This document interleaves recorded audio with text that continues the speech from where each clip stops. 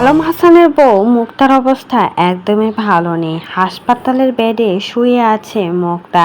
এমনই কিছু ভিডিও তার টিকটক আইডিতে শেয়ার করেছেন, যেখানে হাসপাতালের বেডে শুয়ে কেরোলা লাগানো হাতে দেখা যাচ্ছে মুক্তাকে।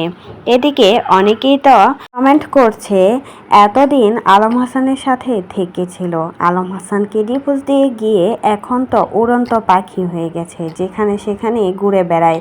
কিছুদিন আগে কক্সবাজার থেকে টোর দিয়ে আসছে, সেখানে গিয়ে আকাম কোকাম করেছে বলেই নাকি মুক্তার আজ এই অবস্থা হয়েছে। এমনই বাজে বাজে মন্তব্য করছে সবাই, আর করবেই না কেন। মুক্তার অবস্থা দেখেই বোঝা যাচ্ছে সে যে কত পরিমাণে জঘন্যতম লেভেলের খারাপ ছিল। আসলে আলম হাসানকে ছেড়ে যাওয়ার পর তার সাথে একটা বান্ধবী জুটেছে, সেটাও পুরোপুরি মুক্তারই মতো।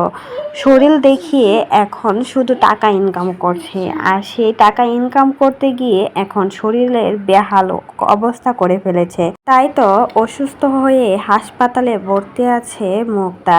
এমনই হওয়া উচিত ছিল।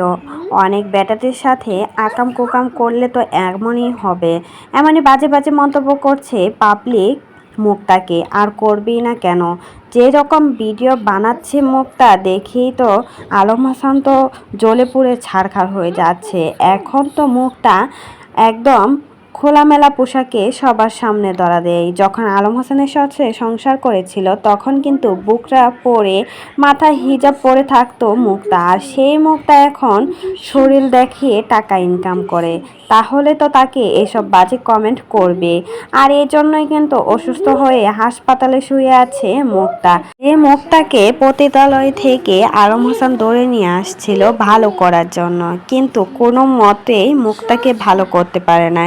সেই মুক্তা আবারও চলে গিয়েছে পতিতালয়ে, শুধুমাত্র নিজে কিছু টাকা ইনকাম করবে আর ভালো থাকার জন্য। আর ভালো থাকতে গিয়ে এখন বেশ বড়সড় অসুস্থ হয়ে হাসপাতালের বেডে শুয়ে আছে। তো এই বিষয়ে যদি আপনাদের কোনো মতামত থাকে, সেটা কিন্তু অবশ্যই আমাদের কমেন্ট বক্সে জানাতে অবশ্যই ভুলবেন না।